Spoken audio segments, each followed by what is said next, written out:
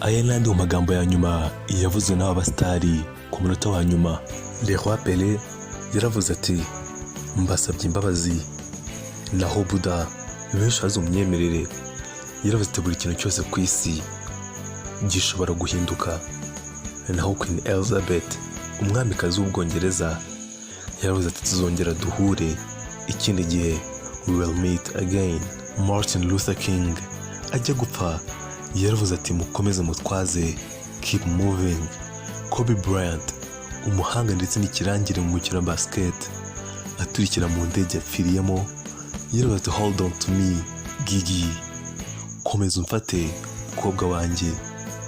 Umunyabugeni w'igitangaza Pablo Picasso ajya gupfa yaravuze ati twese turabasabirizi.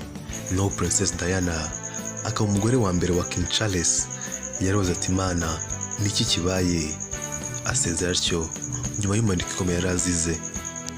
Naho perezida wa Amerika Ronald Reagan yaravuze ati ntagize ubuzima bukomeye, cyangwa se muri make nagize ubuzima budasanzwe.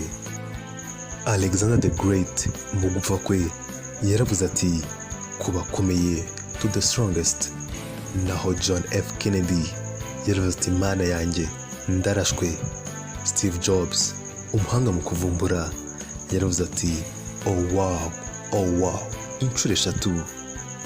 Nelson Mandela perezida benshi bafata mu bihe byose muri Afurika mu gupfa kwe yaravuze ati niteguye gupfa, I'm prepared to die. Naho Christopher Columbus wavumbuye umugabane wa Amerika mu gupfa kwe no gusezera kwe yaravuze ati mu biganza byawe Mana niho nerekeje roho yanjye. Umushakashatsi ukomeye ku isi Columbus nibyo yavuze. Ikirangire muri football Diego Armando Maradona we yaravuze ati ndumva nameze neza, I don't feel well. Saddam Hussein ubaye perezida wa Iraq imyaka 34 yapfuye amanitswe ikigeri ku mugozi. Abari muri hafi bemeje ko yavuze ngo Allah Akbar cyangwa Allah ukomeye, Allah is the greatest. Iki ni cya kabiri. Murakoze. Ingendi Ishema Jean-Luc.